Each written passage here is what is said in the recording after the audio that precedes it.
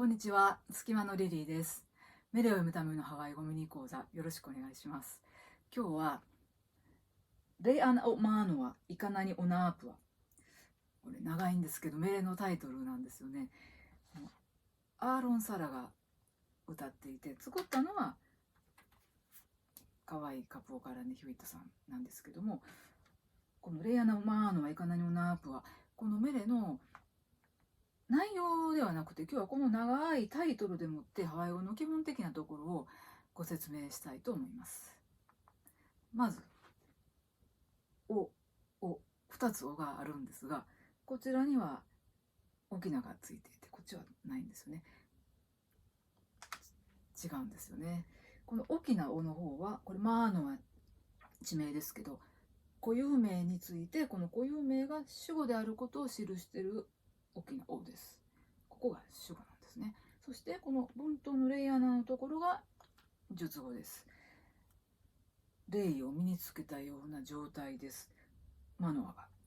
は霊を身につけているように、霊で飾られているように祝福されています。で、さらにその原因というか、どういう状況なのかがさらに説明されるのがこの「い」から始まるフレーズですね。いかなにオナープは、この「お」は大きながない「お」は何々のと訳される言葉で、ナープは、このナーは複数の定冠詞なので、ナープはお花々ですね。花々の一環何は美しさですね。美しさ、花々の美しさによって飾られて祝福されている、とても美しい場所なんです、マノアはと。そういう意味なんですね。今私このアナを訳さなかったんですけども、アナはどういう意味合いの言葉なのか、訳さなくてもいいんですけど、何らしかのニュアンスを伝える言葉ではあるんですよね。アナを次に説明してみたいと思います。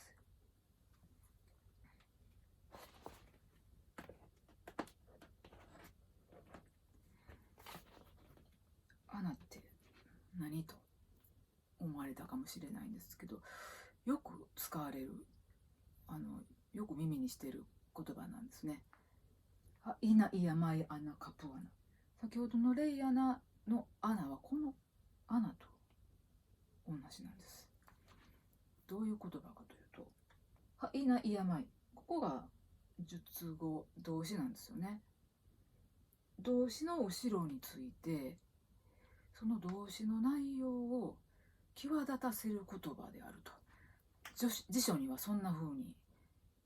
説明されてたりします。何それって感じなんですけど、よく訳される時には then、 それ時の流れを表す英語ですよね。 then、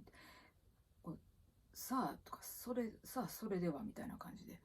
何かが次に進む時に使われるのは then ですけど、アナがthenと訳されたりします。このハイナイヤマヤナカプアナの場合は、ずっとメレが続いてきて、さあ最後にっていう感じがこのアナなんですね。さあ最後にテーマのところをもう一度じっくり味わいましょうっていうのがこのハイナイヤマヤナカプアナなんですけど、ではこの同じアナがレイアナ・オマーノア・イカナニオナ・アープアで使われてたのはどういうことなのかと。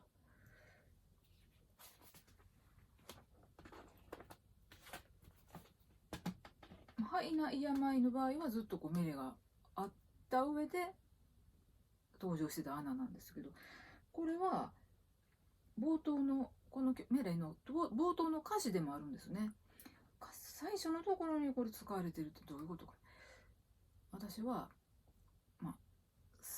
さあ今こそマノアの美しさを語りましょうみたいな、最初の出だしというか、最初の一番緊張感のあるところで使われてるのがこのアナじゃないかなと。ヒュットさんの歌に結構多いんですよね、レイアナで始まる歌が。でレイアナの後ろにいろんな地名とか島の名前とかが登場したりするんですけども、なんかそういうメレの始まりの緊張感がこのアナで表現されているような気がしてます。今日は内容については触れられなかったんですけれども、レイアナ・オマーノ・エカナノ・ナープアについてはズーム講座で取り上げております。で19回目でチョアヒネを取り上げたんですが、同じ伝説がベースになってるミレなんですよね。同じ場所ので伝えられてきた物語がテーマなんですけども、じっくり読んでみると、そのチョアヒネとこのレイアナ・オマーノ・エカナニョナープは見えてくる風景が違うんですよね。その辺をズーム講座ではじっくり味わっております。よかったらそちらの方も見ていただけたら、録画で見ていただくことができますので、よかったら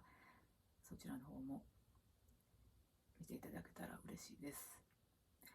ミレを見るためのハワイ語ミニ講座終わります。